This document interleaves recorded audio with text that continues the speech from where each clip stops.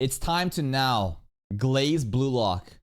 Because it says, apologize to Blue Lock. Apologize for what? No. The finale episode was amazing. Shido also had 2 amazing episodes, and Nagi Gold was also peak. But like, I don't think this somehow means that we should be fine with what happened with PNG Lock all the way through until the moments that it mattered. Wait, are you telling me that the show could have looked this good the entire time? I want to. No. The show cannot look that good the entire time. The only reason this movie quality animation happened is because a godlike anime director sacrificed his life to put out 80 fucking scenes. To have that kind of quality through every single episode is extremely unreasonable and impractical unless everything, money, time, resources, and many years were, I guess, invested into producing this. Entire time, I want to talk about how the U20 match turned one of the biggest letdowns this year into one of the best arcs in the entire anime. Despite it did. The volatility, again, the volatility of Blue Lock is actually fucking crazy. The lows were as lows as the highs were as high. the producers throwing this entire season into utter shambles, because unless you're living underneath a rock, the consensus is that Blue Lock season 2 absolutely sucks. Yeah. And it did. It fucking sucked until the very end. Talking about all caps. Yes, the anime adaptation of the highest selling manga franchise in 2023 and the 5th highest manga franchise in Damn, Apothecary Diaries over Blue Lock is crazy to me. 2024 absolutely sucks balls. Animation that barely moves. Animation that isn't even animating. It's just manga, colored in manga frames. What is this Snapchat filter that they decided to go with? The last time something similar like this happened was Tokyo Revengers, and that has still given me trust issues to this day. Unlike Tokyo Revengers though, this fandom is still watching week in and week out, asking themselves, why is this still entertaining? Watching Blue Lock right now. Even if the PNG Lock animations were fucking garbage, the substance and the story that was covered was so hype that, like, genuinely, even again, those like first couple like selection, test episodes, like episode 2 onwards, yeah, the animation was fucking ass. But it was still really enjoyable for me because of the nature of hype competitive sports at a high stakes game. The dialogue carries? What dialogue, bro? Sussy ass shit of like, oh, that's a nice tight pass, Hiyori. Nice hole you got there. I want to put a collar on you. Yeah, there's some sus ass lines. That's a lot of, sus jokes that we just kind of laugh at. But yeah, I think that despite the limitations of the animation in the beginning, the story itself just fucking carries. But again, it's not just a story, because every time I bring this example, I bring in Tower of God as a direct comparison, because Tower of God's stories also should be hype. Workshop Battle Arc, U20 Arc, both should be fucking hype, yet one was way better than the other despite both of them being ass at the same time. Why? The direction. The team that is adapting the material and knowing exactly what the theme of the story is and being able to really, highlight what the author meant to portray.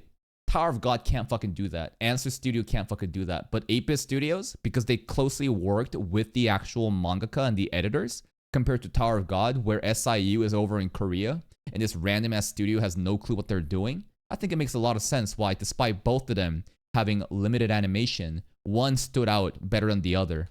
Feels like I'm going to a restaurant and they're serving me the food cold, and despite that, I'm still eating the food with no specks on the plate. So let's look at the absolute mess that has become Blue Lock season 2. The first 5 episodes of the season centered around the tryout arcs, which gave everybody who watched it Parkinson's. Yeah, this is basically everybody was memeing and clowning. The amount of memes regarding PNG Lock was actually hilarious. AKA, not good. To keep it PG, this arc absolutely reeked, but it was just a setup arc. One of the main purposes of this arc was to set up the new characters like Shido Ryusei. This dude is literally the MVP of this entire season, and I'm not being overdramatic. Yeah. MVP of this season? Yeah, Shido honestly was the reason why the story was so fucking hype always. He's chaotic evil. He has this color scheme like it came out of this My Little Pony episode. Is Shido chaotic evil? if we're actually going to go with the whole like I guess like alignments of, you know, what kind of like person you are. He feels kind of like chaotic. He's not evil. He is a wild card. Chaotic neutral? Chaotic good? Is he a good person? Neutral chaos? I don't know. He definitely is more chill than Rin. That's the craziest thing. At the end of season 1, when he showed up, I thought he was gonna be some really evil guy. Turned out, he's actually pretty fucking chill. He's genuinely chill and just wants to play good soccer, and he treats other people, honestly, like during the trial selection arc, look at the way that Shiro treated other people compared to how Rin treats other people. And then, yeah, obviously, Shiro and Rin, they're gonna butt heads, and Shiro's gonna try to fucking kill him, and vice versa. But, like, Shiro, again, is probably one of the reasons why Blue Lock Season 2 was so hype.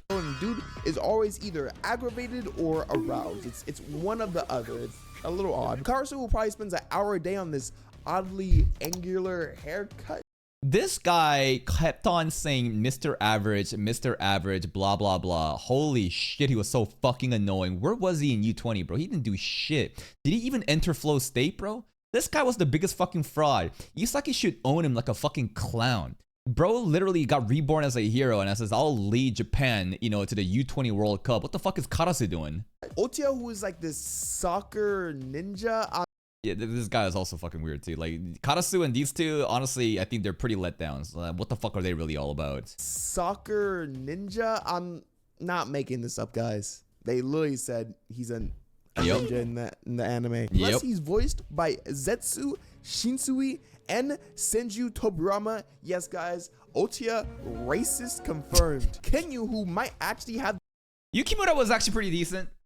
He was kind of fraudulent for a while until he had that one flow moment. Even if he didn't score the goal, the 1v1 duelist style is a concept that I really enjoy. The coolest shades in all of anime. He got gunners. Buffed out Oakley sports glasses turns this absolute dweeb into one of the coolest young Japanese Tony Stark looking characters. I don't know.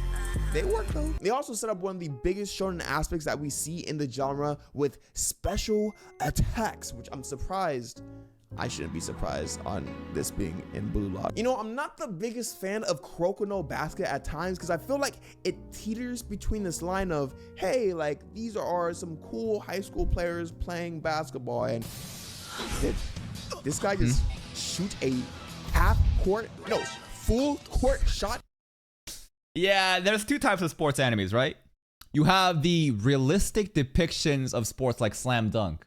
Or maybe even like a soccer anime like Aoashi, right? Yeah, I did watch Aoashi, and it was even the main character had like this crow vision, you know, being able to see everything, you know, like bird's eye view. These are definitely more realistic than some of the shit that I've seen, like let's say in like Prince of Tennis. Even Kuroko Basket right here, my shooting range is the entire court. I've seen a dude that literally created a black hole by using his tennis racket. I did. So, you know, there's different types of sports animes, and sometimes I enjoy the stupid, ridiculous sports animes more. Mid-game, the half court, I understand. There's clips of kids doing that.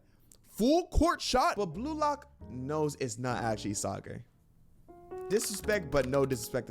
No, for sure. I know what he's trying to say. Like, obviously, it's trying to be way more flashier, but who wants realistic play? Like some people really do like the realistic aspects, but then you'd have to ask yourself, why did Aoashi not sell as hard as Blue Lock?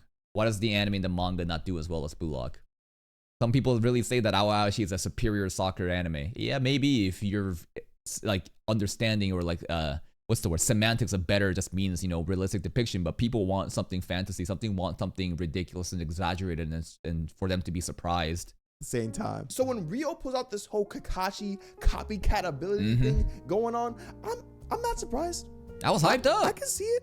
I was really happy for Ryo when he got this, you know, 99% chameleon, you know, copycat ability, because he was really getting left behind in the dust. I'm mad. If somebody shoots a Kamehameha, I can see them rationalizing how so. So the trials introduce this whole Isagi Mangekyo Sharingan thing, but he's able to do this with the introduction of Flow State, guys. I just know all the 19-year-old Sigma grind set boys that be watching these videos at nighttime are creaming to this idea. Like, look at this example. This is how you can enter the flow state today from personal experience. Wow. Prince Vegeta motivation. This is literally a guy Gotta lock in, guys. We gotta enter the flow state or we ain't gonna get any bitches. That use a Vegeta AI voice to talk like Vegeta, to talk about how he got into the flow state. YouTube is a crazy space. But Yeah, TikTok too. Yeah, I mean, a lot of young, impressionable, dumb kids, you know. Most of the people watching this kind of content are straight up just a bunch of social outcasts that have no fucking friends and want to feel special. And, you know, despite them being a loner, they're like justifying why they don't have any meaningful relationships by trying to stay locked in and that they're on the grind. What the fuck are you grinding, dude? You're fucking 15 years old. Go to a fucking party and socialize and have some actual real life skills. besides this, the Tri-Arc is literally just a badly animated way to go over these previously mentioned elements. But why did the U20 versus Blue Lock match change my perspective? Did they Couple episodes, the Nagi episode, the two Shido episodes, and the back-to-back, you know, episodes. Rin also, you know, turning into a zombie after eating bath salts was kind of cool. But the finale episode just went fucking crazy. 5 episodes in mind that I have that truly made me feel like Blue Lock kind of like... Again, I really thought that this is going to be a fucking the worst anime of this season along with Tower of God, but they proved me wrong. the animation get better? Spoiler alert, no. Yeah, most of the U20 episodes, right? Aside from the exact ones I said, aside from the Nagi goal, the, you know, the two Shido and the back-to-back episodes of the finale, everything else is pretty much slide lock. Well, you start this arc with a 16-minute and 44-second glaze session about how hyped this match is supposed to be. I'm not kidding, guys. This episode didn't start any soccer until 16 minutes and 45 seconds into the match. And I would argue that all that build and prep up, hyping up the anticipation, setting the scale, like looking at all the fucking audiences, different people, you know, again, setting the stage and hyping it up, it was really good. It was. And then the ball started moving, and then honestly, that was the weakest part of the fucking episode. Honestly, not mad. This is well played. Blue Lock has always been a show about stakes, risk, absurd challenges, and a loss that would mean the last 30 episodes of content would all go bye-bye is kind of big risk. This is literally the first live in-person match this cast has had. Plus, it was the best known youth team in the country. Wait, youth team? Oliver. Yes, he's a high schooler. I've seen high schoolers that look way older than this, bro. Where's that meme? Typical anime high schooler meme. Oh yeah, here it is. Here it is. How many times have we seen characters like this, bro? ID these fucking kids. 16-year-old? You look like you're 16 years out of prison, bro. You look like you actually have 16-year-old kids, bro. What are you talking about? Hello? You said 20 years or younger, not 20 years or older, buddy. Who in the cast and crew decided it was okay to cast Ainz Ulgaon as well as Set Your Heart Ablaze Rengoku as this literal 50-year-old man? Well, also, this guy is not Japanese entirely. He's got like what, Swedish blood in him. He got that Nordic Viking genes, you know, it makes him look older. Rengoku as this literal 50-year-old man. Literal but not literal. He looks 50. But overall, the idea of a U20 team going against Blue Lock is genius. Just quick side note before I get started. Is this design good, bad, or racist? Ah, boy. I didn't want to make any jokes of this guy, you know, when we were playing the anime, but yeah, about that. Good, bad, racist. Despite this, I did not like him at all. He was a very weird and awkward character.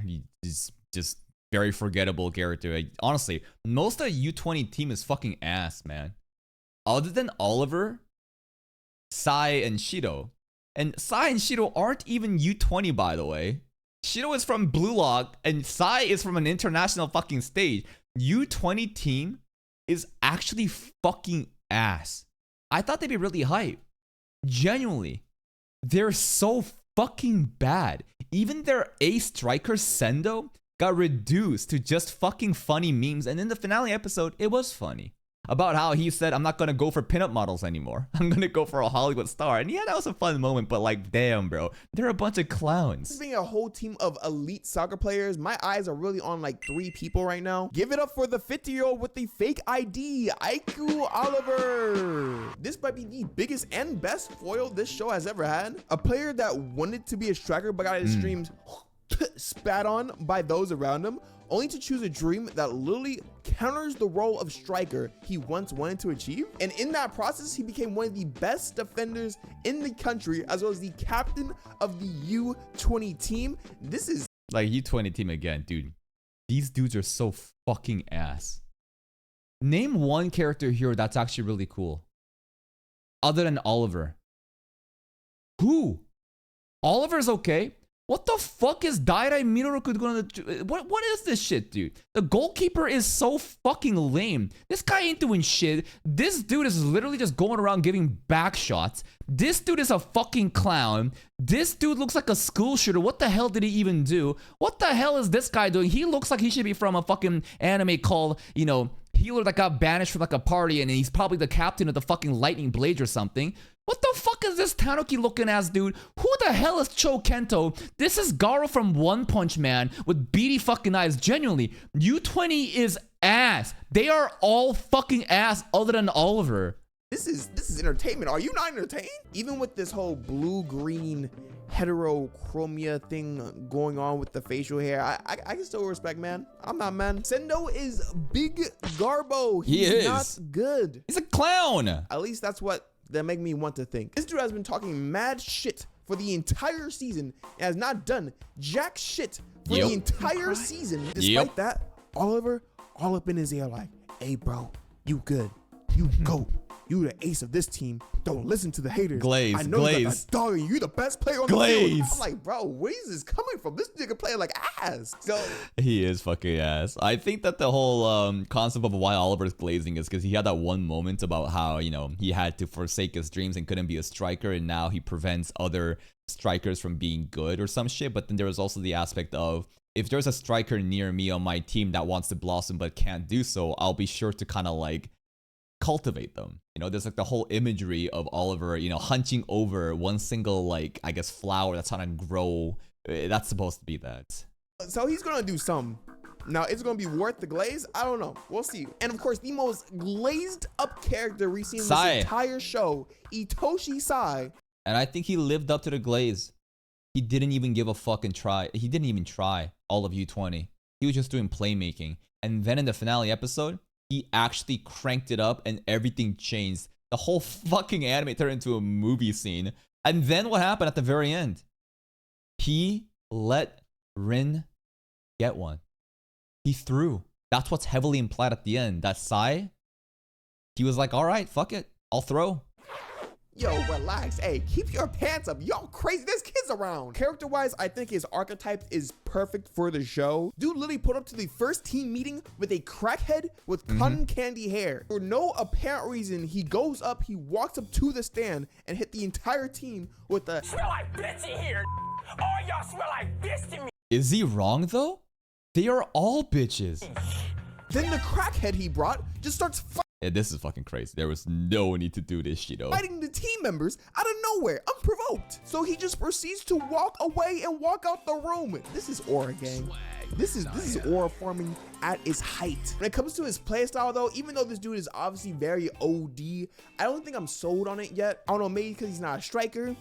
Yeah, and he honestly didn't really have that many moments to glaze, because he was mostly just doing playmaking. A lot of fancy passes here and there. He had that one goal from the corner side, I guess, that curved in really hard. But aside from that, there wasn't any really big, crazy moments for Sai, because I think they might be saving him for the future or something. I don't know. Well, we saw the moment when he turned up, when he said, fuck it, now I'll try. And you clearly saw that like he was holding back the entire time and even through at the end. Maybe it's a little different. For the first couple of episodes for the U20 match, it's more of the same. The screen panning from side to provoke movement, even though they're not actually moving like that. A bunch of characters just covered in this fart colored aura that comes in different colors, while Isagi has this whole Death Note light Yagami-esque rant in the background. Or they just end up using this CGI that looks like it came out of a straight PS2 game. But all this mid is tucked away in this absolutely spectacular art design. Oh my god, this the art is really good. Pause in most of any like episode of Blue Lock, and you'll see that the art is good. It's just that the art doesn't move well. shit looks beautiful. The fact that characters can turn from this all the way into this in the span of seconds is why I absolutely love the show. The art is so spectacular, it almost brainwashes you that you did not watch the most horrendous and egregious piece of animation literally seconds before it was on the screen. But the Yep. It's the art of animating without animating. Having bold, vibrant colors and great arts with the addition of random ass fucking impact lines and, you know, camera movements that makes you think like shit's actually happening and it's hype, but it's not. 8-Bit Studios is getting good at that. the one aspect that kept me on my toes throughout this entire U20 match were these climaxes. We're not talking about you, buddy. We are not talking about you. Get the fuck out of here. Look at the first goal that Blue Nagi, makes. this is the moment, right? Nagi's goal into Shido's goals, 2 episodes into the finale. That's what really highlights Blue Lock Season 2. With Nagi literally doing a 360 midair, bouncing the ball like a basketball, and then literally shutting up this entire crowd full of U20 stands. And then Yep. bro just decides to hit the hardest Pump. pose of all time.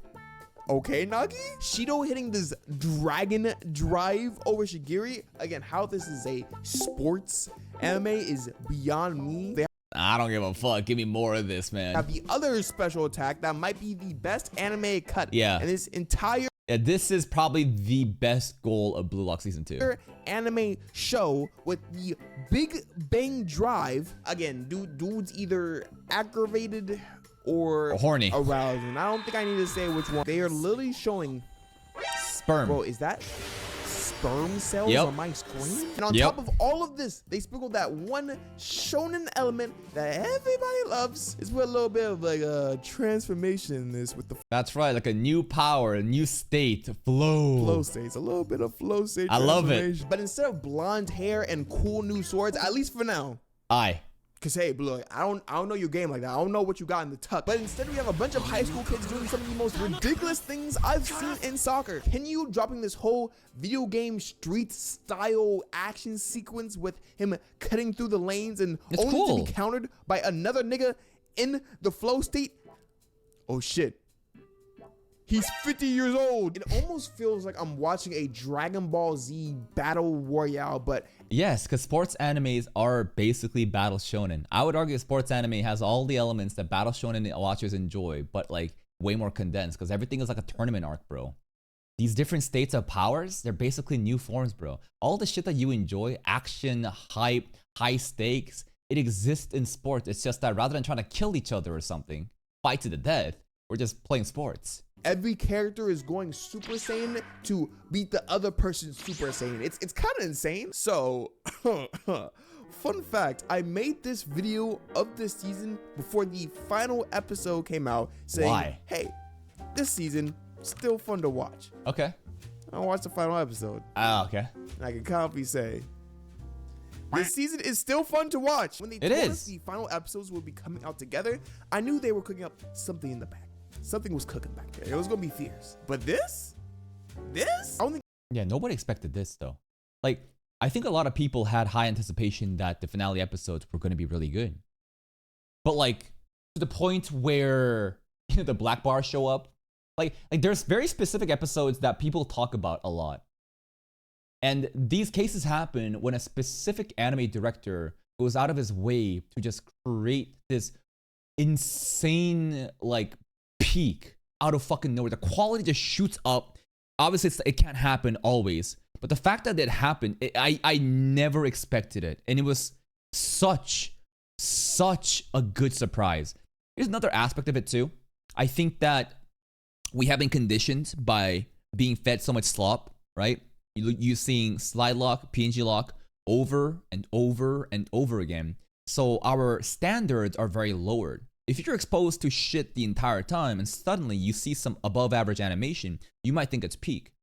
But this was not above average. This was actually peak. And then you stack on the whole, the contrast example I talked about by being fed slop and then being shown peak.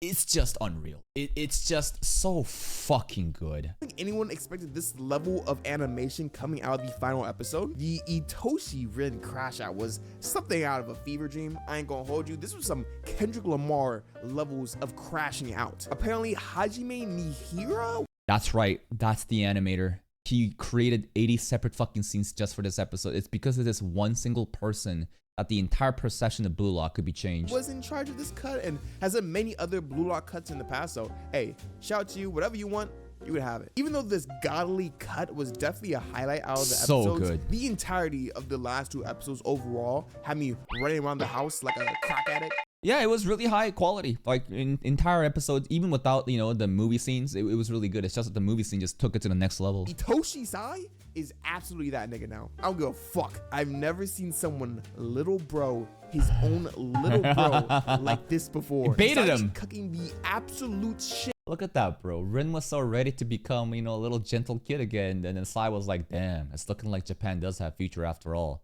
It's not you though, Rin. It's Isagi. It out of Rin is honestly more entertaining to me than this whole animation cut. I was not Also, the depiction of Isagi was very well done. Because in the beginning of Blue Lock Season 2, I don't think anyone really thought Isagi was the main character. Everyone was pretty much better than him. Everyone was saying Rin is basically the main character because of the whole plot revolving around Sai and Rin's siblingship. Isagi was just in the background, right? Everyone was clowning and dunking on him. And now look what happened by the end of Season 2. Rin is literally calling him, you're my rival. Everyone is glazing. He had an interview. He literally said, I will take Japan. I will lead Japan to the U20 World Cup. Even Ego confirming this shit. Dude, it's actually crazy. The Isagi glow up is unreal. expecting this. Do you think that in the beginning of Season 3, they're going to do a reset of Isagi's power scaling? Because they seem to do something like that every time, right? Or like, yeah, you have challenges that happen, Isagi overcomes them, and he unlocks new mechanics and powers. And then a new arc starts, and he kind of gets overshadowed by a bunch of other characters, and now he has to work his way up. It's like a beginning of like a new season, and you know, it's basically like a refresh, and now he has to work his way up. Season 2 also kind of felt like that. He worked his way up. So when Season 3 drops, I wonder if he's gonna be kind of just like, I don't know, overshadowed by a bunch of new people. And then later on, it's something he'll get back. I'm not sure. Right now, he is kind of like, there's not really any new characters in the Blue Lock, you know, project. I guess that can overshadow him, right? Because now he is kind of like the centerpiece and leading, you know, Blue Lock team. Kunigami showed up at the very end. I doubt one character was able to, you know, change things drastically though. I ain't gonna hold you. And that's not me disrespecting this animation cut. It's literally just the most disrespectful thing I've ever seen in a sports anime. The Itoshi Rin flow state that literally attacks every Bro, he literally took bath salts and turned into a zombie and started to kill people. The more I think about it, the more ridiculous it is. Like when I'm watching it, obviously it's hype. But last night I was like thinking about like, bro, really just started to just like act like a mad dog on the field. Yo, someone check for rabies right now. attacks every player's strength, only to throw up the fattest middle finger and be like, I'm better than you. And honestly, the glory that was that Isagi goal was absolutely masterful. Dude, there was like 17 separate replay angles at his goal, and it was pretty hype. All the hard work that he put in up until this point to become Luck. the MVP of the most important match to date. And him That's talking right. absolutely heavy at the end of this episode is the type of energy I'm need Asagi to be on. You are the main character. Do that main character shit that you're supposed to do. You are the main character of a ego-based anime. I need to see some ego shit, and that's what we got. Overall, I was happy that 8-Bit was able to pull this off. 8-Bit didn't pull this off. That one single anime director pulled it off with this team. Coming out of a season that was overall just very, very I Trash. need to add another one. Very controversial. So Yeah. what is the conclusion? Did Blue Lock Season 2 redeem itself? A lot of people are gonna have different opinions about this. Obviously. The term redeem is a very interesting thing. What does redeem even mean? That like it's back to its good graces? That like the previous episodes are justified because of a couple popular hype episodes? Let's think about this really objectively. How many episodes of Season 2 is there? 14 episodes. how many episodes were actually noteworthy that we were peaking about? About 5, right? It all started with the Nagi goal. And then there's 2 Shido goals. That was fucking crazy, right? 2 Shido episodes that went crazy. And then the back-to-back finale episodes. So 5 out of 14 were actually peak. And then there's probably... what do we have now? We have 9 episodes left. The remainders. And most of them are slide lock.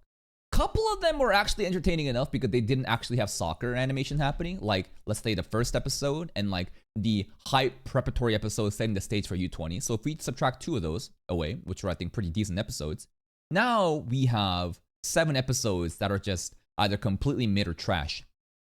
Oh, also the Rin episode. The Rin flashback was fucking amazing. Basically, the episodes where there's no soccer happening, those episodes are actually really good. So let's take away 3 from the 9. So we have 5 peak, we have 3 great, and then what do we have? We have 6 trash. Objectively thinking, this is actually pretty decent. Because a lot of people are just thinking that 1 episode was the reason why it justifies all the 13 other episodes. But that's not the case. The 13 rest episodes, that's not the finale, are not fucking terrible. It's 5 peak, 3 great, and, you know, the rest of it is just alright. Or mid. I think that the hate for Blue Lock Season 2 is kind of overblown now that we've objectively assessed it at the end and did an episode count. I think it's okay. Now, here is the thing that I keep going back to, right? Let me bring that example of the Microsoft Paint. I won't draw it, but I'll bring up the video where we just had this whole conversation happen. It's our final. So, I have a little graph here that's been drawn to kind of like portray my thoughts about this whole incident. What you see here is a graph of quality versus time, Y versus X axis. And basically, TOG is Tower of God. And what I'm trying to show you with Tower of God is that it's consistently just fucking bad the entire time to me. And then I have another one, which is called Ranma, which I think was consistently great the entire time. And then what you see in blue is Blue Lock, where the volatility, it's pretty low sometimes, but there are episodes where it's very memorable. Now, this is a very loose, you know, example. This isn't supposed to actually depict the 5 episodes. I'm just showing you these different spikes to show, you know, generally how the volatility, how it became so peak and low. And now that I think about it, to me personally, again, this is a personal opinion. A lot of people may have different opinions about this, but 1 peak episode or like or not even 1, 5 peak episodes are enough to make me ignore all the different shit that was happening with Slide Lock and PNG Lock. It's unfortunate that PNG Lock happened. I wish that it was way better. But with the limited, I guess, timeline, resources, and talent that 8-Bit Studios had, which is not a good excuse, because again, the production committee should have had the foresight to actually adequately give time and the resources available to make sure every episode was fucking amazing. But the world is not ideal. It's not a perfect world. We're working with what we got, and this is the current state of the anime industry. And if it means that we need to sacrifice the low priority episodes for the extreme peaks to happen, I personally am in favor of taking the hits of the episodes that quote unquote doesn't matter as much in order to give you that crazy peaks that I don't think Ranma is able to hit. Ranma is an amazing anime. It's consistently great the entire way through. But I'm not thinking about Ranma episodes when I wake up and I go to the gym this morning. I thought about Blue Lock, the episode, the finale, about how, again, Ego was fucking popping off, clenching his fist, the calm, stoic person, expressing joy as he realizes that Blue Lock project fucking succeeded. I'm thinking about Isagi shooting that fucking shot and fucking just going like this and then saying, I'll lead, you know, Japan to U20 World Cup. And again, in this very, you know, vacuum example where if the peaks can only happen because we need to sacrifice others, I personally am in favor of this than something that is consistently great the entire time. I prefer specific peaks, one or couple memorable episodes compared to every episode being decent. And maybe my opinion of this will change later on. I gave the same example of this at a greater scale for, like, let's say Frieren. And Frieden, I mentioned this because Studio Madhouse took all their fucking time to come out with one fucking anime that literally, I think, changed like generation of anime. I think that the widespread appeal of Frieden and what it did was so much more profitable than the industry trying to pump out 30 shitty isekais every season. Every production company, every studio is trying to pump out as much fucking anime as possible, garbage slop, to just collect, you know, this money. But I thought that if you just have one good thing, then that will outweigh the basically just quality over quantity. If you have one good thing, it can be better than 10 shitty things, 10 mid things. But the whole idea of why, in my assumption of why the industry does this is because focusing on one single thing is not a guarantee that it's actually going to be a hit success. That amount of time and resource investment put into one single project, if it doesn't hit, that's so fucking bad. So an easy and kind of guaranteed way to, you know, fill the pockets is to just pump out mid shit with some good ones here and there. You know what I mean? And if we take that example of one anime rather than 10, like one anime that's so fucking memorable, that's going to be way more important than 30 garbage slops that we've forgotten. If we think in the context of Blue Lock the season, a couple episodes that was so fucking peak that's memorable that makes you forget about everything else, especially with the recency bias of the peak being the finale episode, it's warping my enjoyment of the show. I'm thinking that this was peak the entire time. It's very twisted, but this is kind of like the psychological, like this is how I think I view Blue Lock right now. I would prefer a couple peak memorable shit if that means the other episodes are mid compared to something that's consistently just decent. But obviously, we want quality all the way through, but it's just not going to happen, right? We can be idealistic all we want, but we need to live in reality. And the reality is that that's not going to happen with the industry we have. And we need to work with what we got. And for that reason, I believe that Blue Lock did redeem itself. And drum roll, please. Cut the drum roll. Probably not. Despite me still heavily enjoying the season due to the climaxes, the content it covered, and the elite art design, I don't think 8-Bit deserves my praise for it. They shouldn't. 8-Bit doesn't deserve this praise.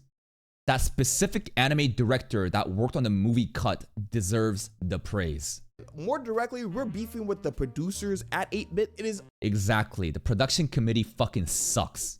overly obvious that the animators are capable of capturing what people love out of Blue Lock. We have scenes that are fantastic from this season, so I can't see the animators being the real stark reasons behind its failure. It is always in the hands of the producers to hold the responsibility behind the deadlines, to the budget, to they're the ones that determines what the time limit of this project will be, how much, you know, money will matter. There's also a video that says budget doesn't fucking matter for production, but what I'm trying to say is the animators have no choice but to be given a shitty fucking card and do the best that they can. The overall process of how the show is going to look like. And they have a fuck ton of producers for this show as well. This is such a fucking waste, man.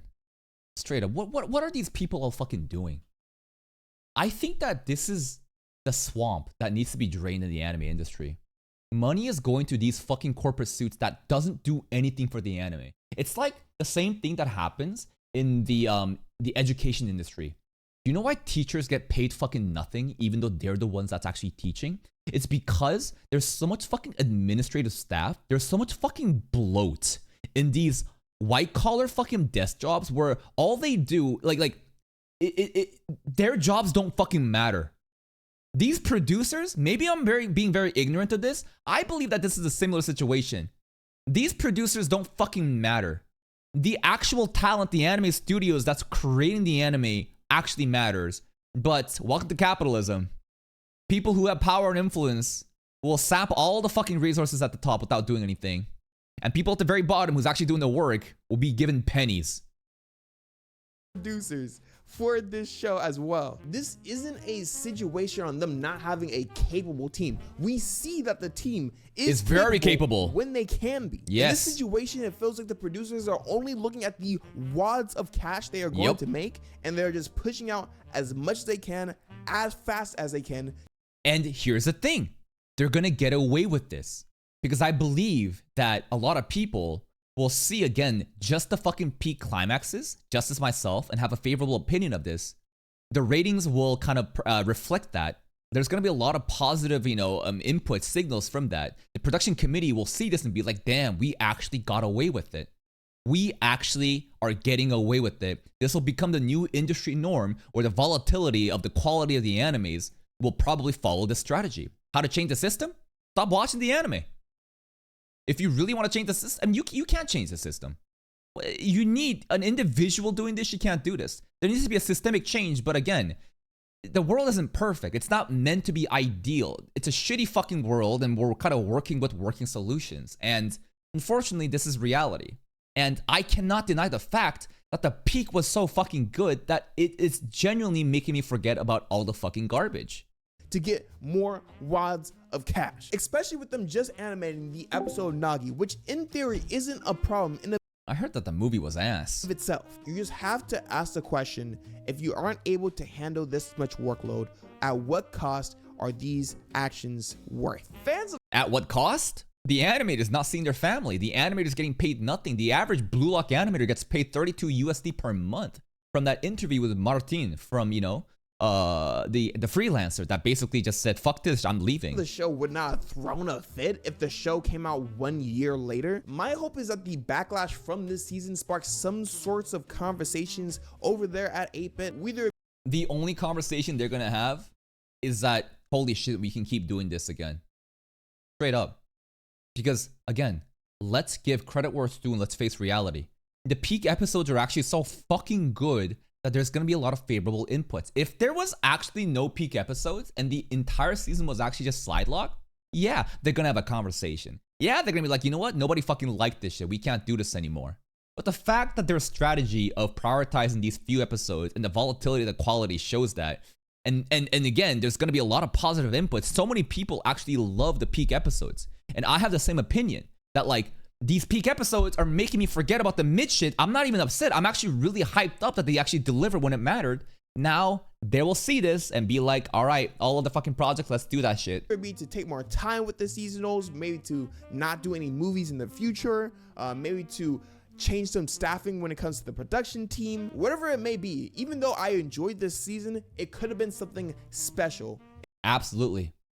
If they actually had way more time to work on this, if they had all that shit, then it would happen. But these corporate suits don't care about the quality. They just care about a working product that fills their pockets. And this is the perfect compromise strategy that they've come up with. If it wasn't for the direction the producers took. But if you're interested in a fall 2024 anime that wasn't disappointing, you can check out my Orb video right over here. Thank you Based Orb was actually really good. guys for watching the video once again. God bless and have a great day. This is a great video. Mr. Blank Thoughts. I've never seen his videos before, but this is a very well put, video. Here's the link to his channel. Please go give him a like. Sub to his channel if you haven't. And that's pretty much it. I don't know how you guys feel about Blue Lock. A lot of people are still saying, I don't care. I don't care about, the finale and, the peak episodes. I still hate it. I just don't think you're the target audience. I think for every one of you, there's way more people that are actually so fucking excited about this shit. That's how also I feel. And what are we going to do about it? Complain and cry and be like, no, they're going to get away with it. I mean, shit. They're going to always do what's in their best interest to make as much money as possible. And it's just a very interesting scenario where, again, we have the perfect compromise strategy of this production committee doing the least amount to get the most out of something. And the consumers will eat this shit up because it's actually pretty fucking decent. There is no good or bad here. It's just all cold, ruthless business. And that's right. So only time will tell to see, will this industry standard be the meta moving forward for everything?